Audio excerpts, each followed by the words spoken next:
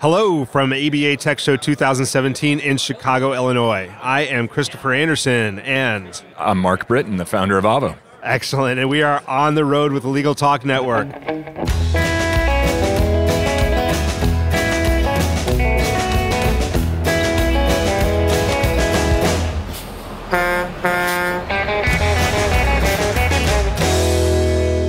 And thank you so much for joining us on the road. It's a pleasure to be here today. And today we're basically talking about what you're talking about here at ABA Tech Show. Mark, you are, first of all, let's introduce you. You're Mark Britton, and you are the CEO of Avvo. I am, yeah. And here at Tech Show, you are on a panel talking about technology in the law. Yeah, the ABA LPM's nice enough to have us, along with LegalZoom and Rocket Lawyer, talk about innovation, talk about the future of law, talk about what we're doing in our own companies and how we plug into the legal industry, and it should be a pretty fun chat. Yeah, and this show has been in existence, at least from my perspective. I've been coming to this show since the late 90s, and the show has always been about technology and the law. But over the past several years, I think there's some increasing anxiety about what does this evolution that's happening now, what are some of these innovations, some of this change about technology in the law mean for lawyers going forward? Have you been sharing any thoughts about that? I think that there's been a real tipping point in the last, I think we can safely say 5, but it might even be the last 3 years, where a lot of different bars, whether at ABA at the national level, and ABA's done a great job through its Innovation Institute, and a number of individual bars have said, hey, there are a lot of customers that we're not serving. There are a lot of lawyers that are suffering, actually, that need business.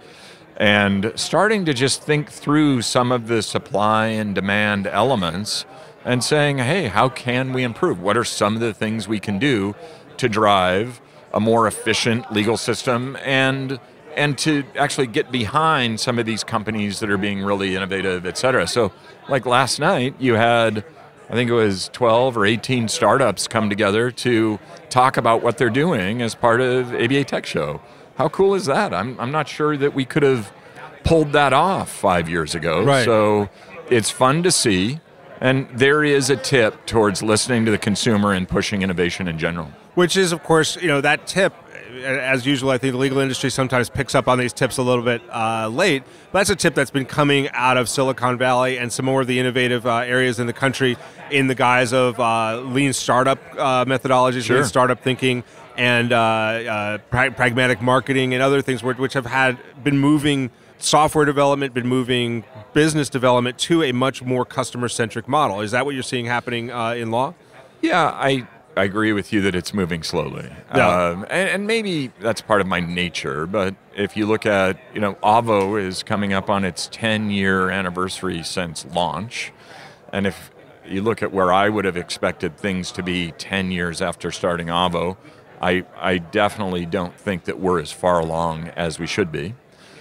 But one of the jokes that I often make when I speak, I say that, we sometimes look at legal as this parallel universe to innovation, and that that's only something that happens down in Silicon Valley. And my joke is it's skinny people in skinny suits just prancing through the hills of Silicon Valley. But we need that type of mentality in the legal profession every day. And I do think that there are certain bars that get it and are pushing very hard to, again, get behind companies that are consumer-centric or doing innovative things. That's the better way to put it.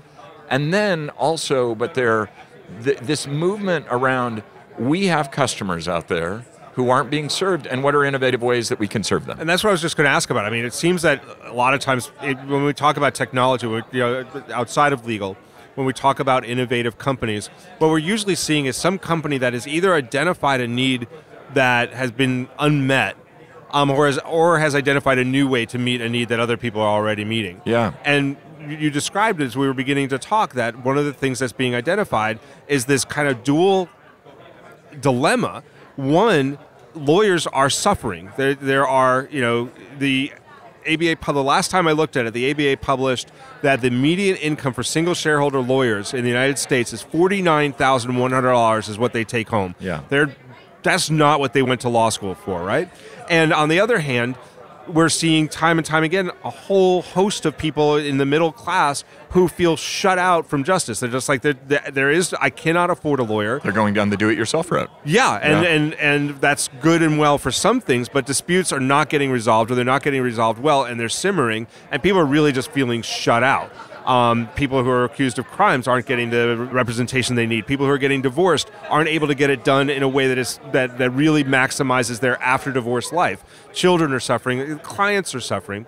And when you have these two unmet needs, surely there's room for innovation in there. Yeah, and so I actually think you hit the nail on the head in that, imagine a world where, let's call it the restaurant industry, where you had every year 10 to 50% of the restaurants going out of business. Well, actually you do, so that's a rough example. But let's, if you had something as big as, say, McDonald's, who they're just shutting down stores like crazy, and then you have all these people that are going around looking for a place to eat, like, this is McDonald's problem in that they're not being innovative in how they're going to get in front of these customers.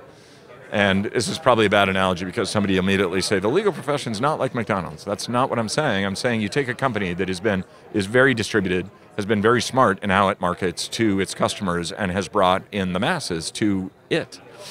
And the legal industry, for a very long time, has been very focused on what is good for lawyers, what makes sense for lawyers. And if you have the needy customer that is out there asking to use those lawyers, and because they're not being helped, going down parallel channels like self-serve, like do-it-yourself, that's our industry. That's our collective failing, in that we need to give them the products and services that they easily understand and want to use. And so one of the big things, Chris, when people say, there are too many lawyers, I don't know how in the world you can say that there are too many lawyers when you have all these people who aren't using lawyers. We're just not being smart in how we market to those needy people. Yeah, there are too many lawyers chasing the same exact clients that they were chasing 30 years ago. With the same exact product that is undifferentiated. Yeah. But so I guess that makes, like, when I see disruption happen, when I see an industry really rapidly change, it's not very frequently by changing the behavior of the entrenched business. So is the innovation, do you believe that is the technology evolution that's happening now going to aim that innovation at law firms, or is it going to aim it at the new clients who are not being served? Or is it both? I think it's both. I think it comes from both ends. First of all, I hope when I talk about these different bars that are being innovative, I hope that we're going to see a tipping point in my professional lifetime to where we are seeing alternative forms of legal delivery and a greater acceptance of private investment in the legal industry, that type of stuff, so that we see the business people coming in. But if we don't, I think that we're still going to struggle as an industry and operate more incrementally. And a change will happen because customers are voting with their feet. We're feeling that in the legal industry, although I do feel we attribute it to the wrong factors. But over time, people will get it.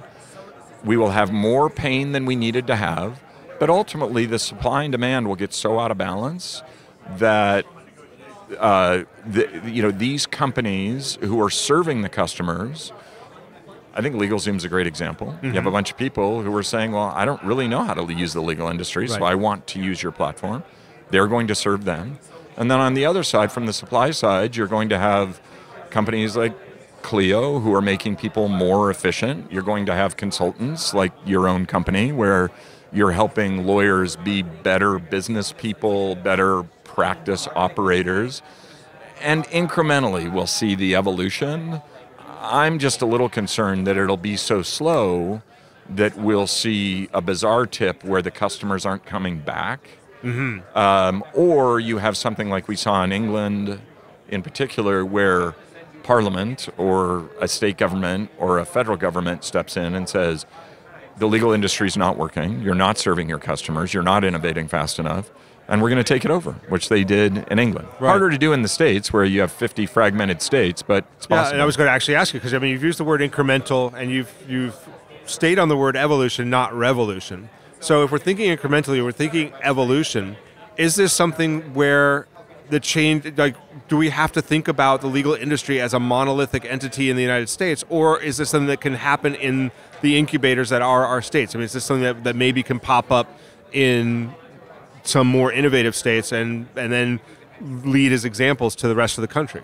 That's what I'm hoping for. I think I think that's very well said, in that if we're going to have a tip or even a faster incremental evolution, it's going to come from a couple of innovative states. And for example, we're from Washington State, Avvo's in Seattle. Mm-hmm. Yep. Very innovative executive director. The Supreme Court's very open to thinking through things like ABS, and they have the LLT program, the limited license legal technician program. You're going to have certain states like that where things catch fire, people are being helped, a broader base of people are using legal services. Other states, whether it's California all the way over to Florida, I don't know where it'll come from, will follow that or come up with their own innovative programs, and hopefully then that's where you see the tipping point. But seriously, I would have said 5 years. Oh boy, I think we're starting to see some of the tip that is valuable. We're looking at what Washington did with LLT, looking at ABA's Innovation Institute, but it feels like it's slowed down a bit again. But one step up, or let's call it 2 steps up, one step back. One step back, a little bit of fits and starts. Yeah. So if anybody wanted to follow up with you or Avvo about how Avvo's contributing to this, or what's going on in the legal industry, what are some ways that they could be in touch? So on Twitter, it's Mark_Britton. That's my Twitter handle. And I also have an Avvo profile, being a lawyer. You can send me a note through my Avvo profile, and I will not give you my mobile my mobile number or my home address. Very well. That's fair enough. Well, we have reached the end of the road for today's episode. I want to thank our guest for joining us today. Thank you very much, Mark. Thanks, Chris. And I also want to thank our listeners for tuning in. If you like what you've heard today, please rate us on iTunes. We'll see you next time for another episode of On the Road with the Legal Talk Network. All right. Thanks, guys. It's great. Well done. Great conversation. Awesome. Yeah. Oh, good thing there was nothing in it. Yeah, well, that doesn't happen. There's nothing in it when I'm around. If you'd like more information about what you've heard today, please visit LegalTalkNetwork.com. Subscribe via iTunes and RSS. Find us on Twitter and Facebook, or download our free Legal Talk Network app in Google Play and iTunes. The views expressed by the participants of this program are their own and do not represent the views of, nor are they endorsed by, Legal Talk Network, its officers, directors, employees, agents, representatives, shareholders, and subsidiaries. None of the content should be considered legal advice.